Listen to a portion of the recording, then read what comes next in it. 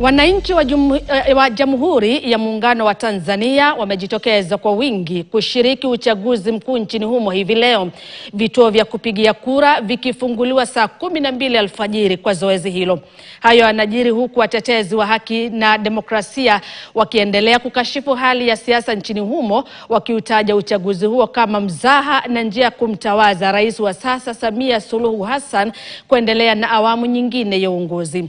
Haya yanajiri kufuatia kutekwa nyara na kutiwa mbaroni kwa kiongozi wa upinzani Tundu Lissu na hata watetezi wa haki nchini humo walionekana wakikosoa uongozi wa sasa miezi kadhaa kabla ya uchaguzi mkuu, hatua inayoendelea kukashifiwa na viongozi wa kimataifa wakitaja kuzuiliwa kwao kama ukiukaji mkubwa wa haki za kibinadamu. Wakati huo huo, Watanzania walieleza matumaini yao kuhusu uchaguzi unaojiri, wakihimiza usawa na uwazi kwenye zoezi hilo.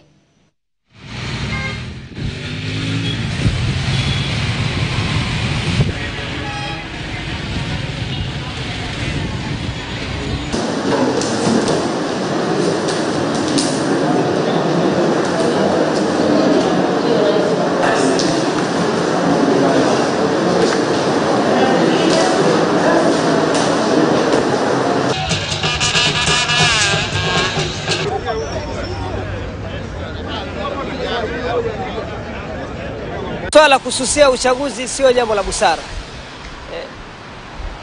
Inahitajika kwamba kila chama ambacho kinahitaji, ambacho kimepita katika kushiriki, kilitakiwa kushiriki, lakini sio kususia uchaguzi. Harakani rais yoyote atuangalie kwa wingi sana sisi vijana. Unajua vijana sisi ndio nguzo ya taifa na ndio tegemeo la taifa. Kwa hiyo kwa maono yangu mimi tuangalie sana vijana. Vijana tupewe kipaumbele sana. Hata zikitokea fursa za kazi, biashara, kama kuna mikopo kwa vijana wenzangu, jitokeze kwa wingi.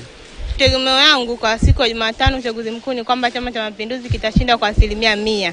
Maana wananchi wengi wa Tanzania wengi wanakipenda hiki chama na kina ubora na maendeleo yanaonekana. Uchaguzi mkuu inatakiwa ushiriki chama tawala na vyama vipinzani. Chama kimoja kikigoma kushiriki katika uchaguzi si tatizo, maana vyama vipinzani vipo vingi tu mbona, na vimekubali kushiriki na vyote vinashiriki kwa ukamilifu kabisa, na Chama chetu cha Mapinduzi tunahakika nacho kitashiriki hasa kisawa sawa.